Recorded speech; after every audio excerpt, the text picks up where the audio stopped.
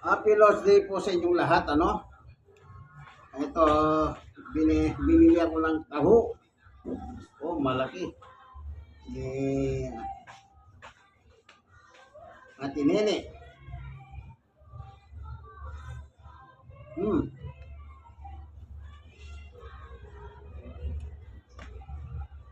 marami ang yumaman sa taho. Dahil ang taho po, masustansya. Galing sa beans. Tayo po ngayon ay mag-aharal. Meron tayong hawak na Biblia, po yan.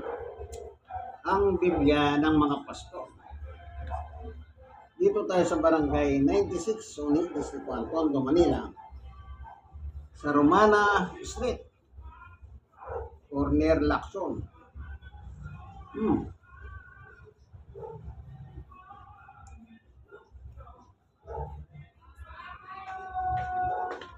Pag-aaralan natin pag-ibig. Yang pag-ibig po sa istorya, yung nangyari po kay Father Valentine o Valentino, na isang paring Italiano. Nung panahon na yon, ipinagbabawal po ng Roma ang magkasal. Ito pong si Father Valentino, meron siyang ikinasal. At nalaman po ng pamahalaan, siya po ay lumabag sa batas. Sa madaling salita, siya po ay nakulong.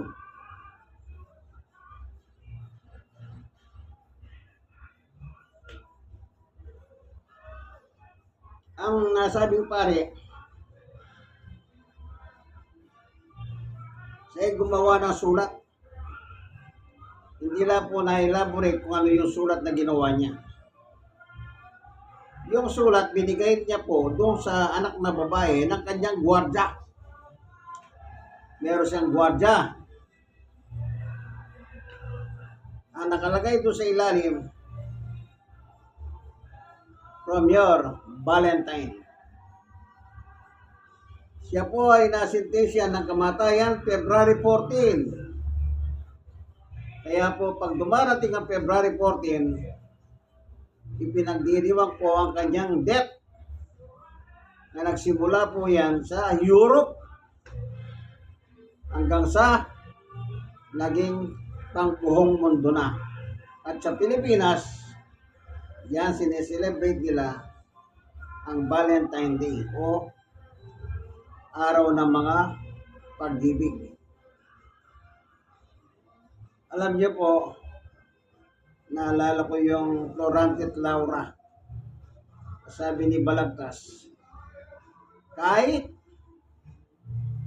panayin ka, sibatin ka, patayin ka, masunod ka lamang. Sabi niya po kay Laura,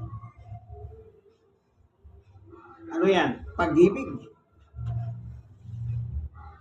Meron naman nangyayari, hindi ka pwedeng makuha ng iba, aking ka lang. Anong ginagawa? Pinapatay po yung babae at nagpapakamatay yung lalaki para magsama na lang tayo doon sa kabilang buhay sana. Ang salitang pag-ibig makapangyarihan niya. Yun nga po yung sinabi ko kay Florante at Laura. Simpating ka man, masunod ka lang. Pero yan ay mga istorya. Istorya na tumutukoy sa pag-ibig.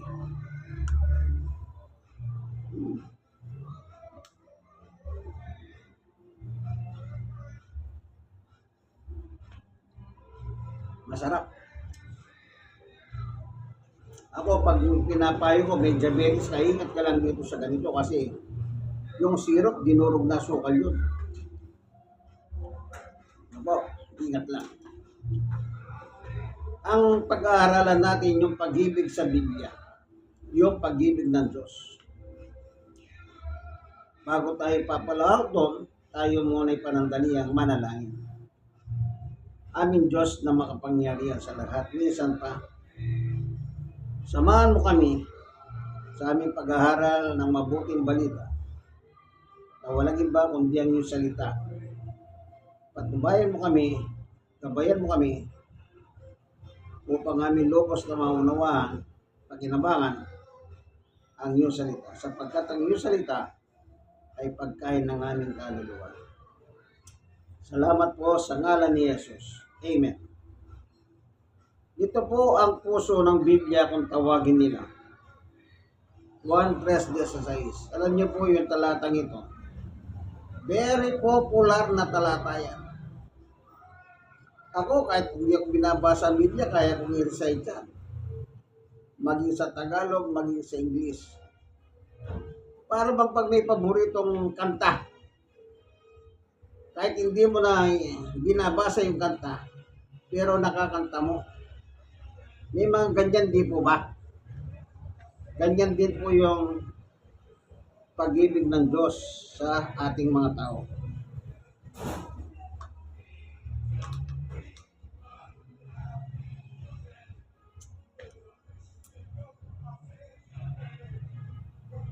Sabi ni Pablo, lahat makasalanan. Tingnan natin. Kaya hindi tayo pwedeng magturo. Ay, yung kapitbahay ko walang hihayan. Walang ganyan. Kasi lahat tayo makasalanan, sabi ni Pablo. Hindi tayo umantas sa gusto ng Panginoon Diyos. Ganito ang sabi niya. Sa chapter, basahin natin, 3 ng Roma.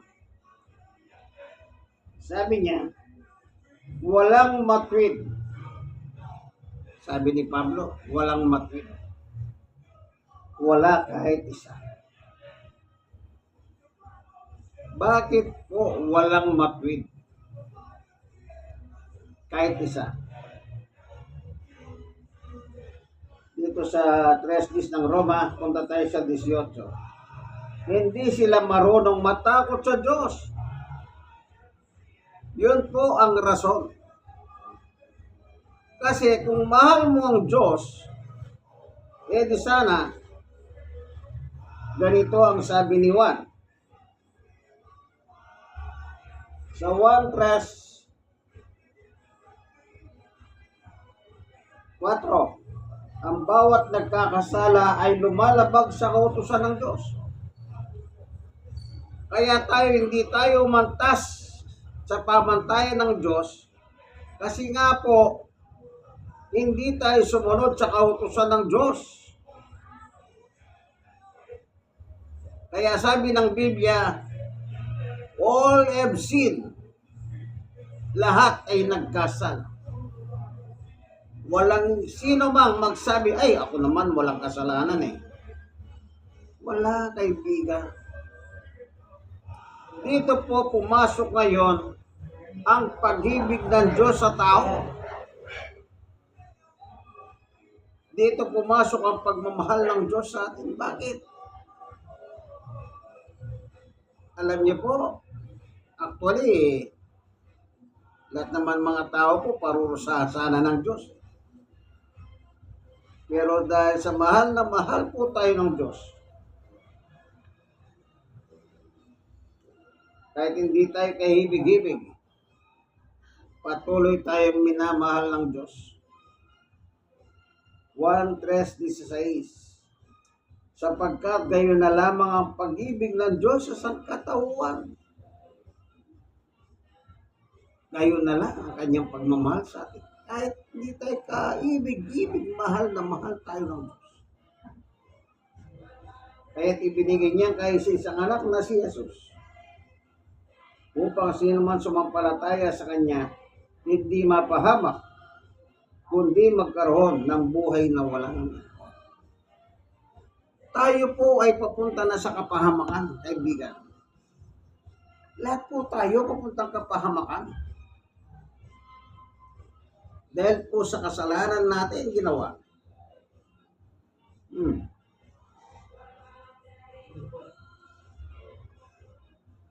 Dahil ang gusto ng Diyos, hindi natin ginusto.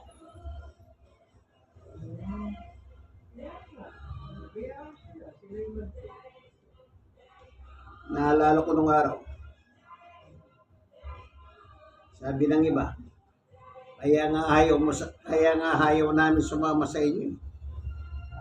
Dahil ang dami niyong pinagbabawal. Sabi ko, walang bawal. Ang Diyos ang nagbabawal. Hindi kami. Binabasa lang namin ang Biblia.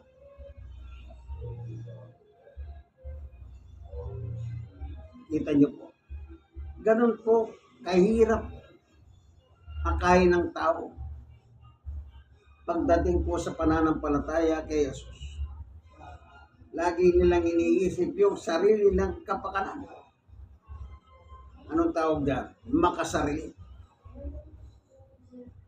Meron pang iba. At saka na lang ako magsisisi pag malapit na ako mamatay. Saka na lang ako magiginig sa inyo pag wala na ako sa serbisyo. Sabi ng isang pinuntahan ko, Pastor, gusto ko sana magkaroon ng Bible study sa aming bahay. Sa isang pagkakataon nagpunta ako, pero yung asawa yung nandoon. Ang sabi-sabi ng asawa, walang tao. Kita niyo po. Samantalang ang asawa niya gusto niya magkaroon ng Bible study sa kanilang bahay. Subalit yung kanyang kabiyak, wala daw tao. Kita niyo. Sabi ko di po ba tao ka? Ganun po talaga Ganyan po kahirap ang tao.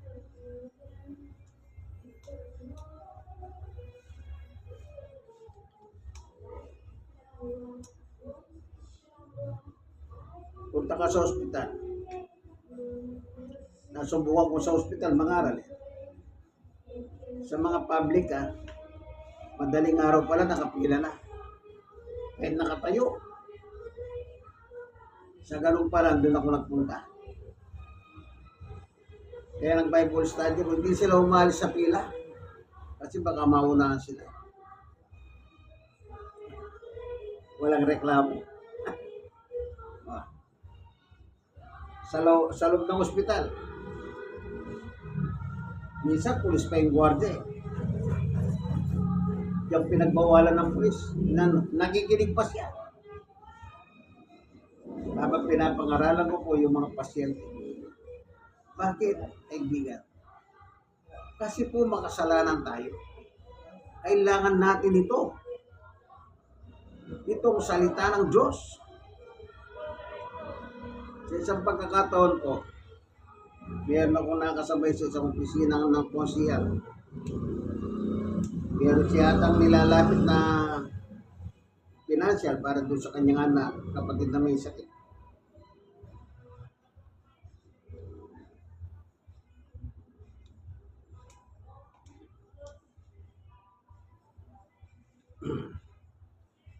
Tinanong ko siya. Inuwento niya problema. Pinuksan ko ang Biblia.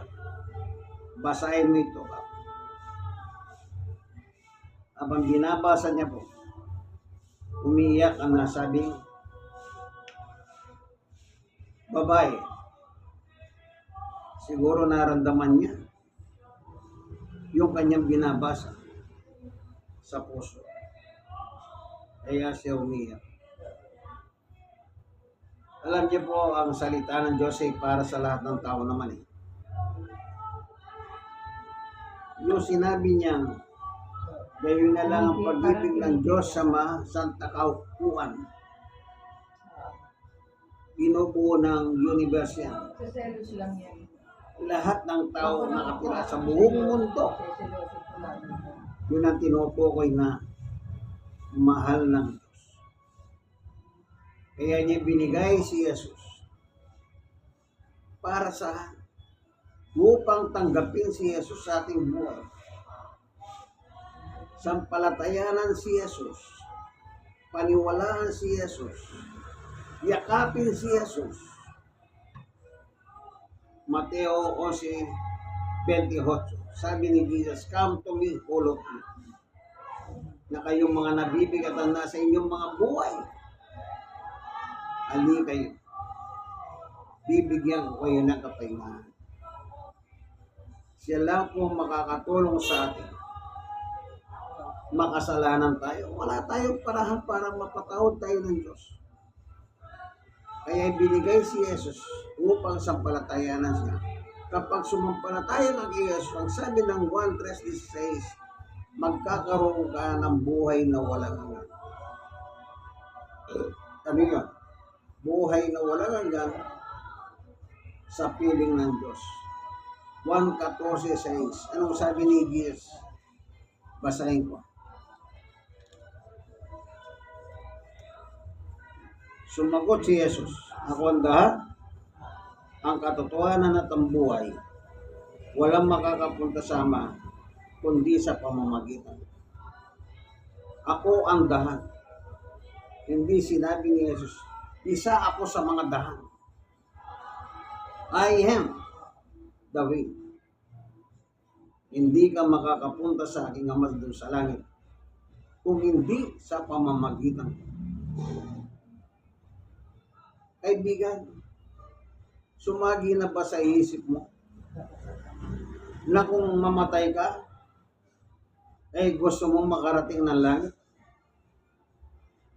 Yung iba, nangangarap. Gusto kong maging doktor. Gusto kong maging engineer. Sa Madrasita, yung iba, gusto kong maging mayaman. Pero walang taong nangangarap. Gusto niyang makarating sa langit. Bakit?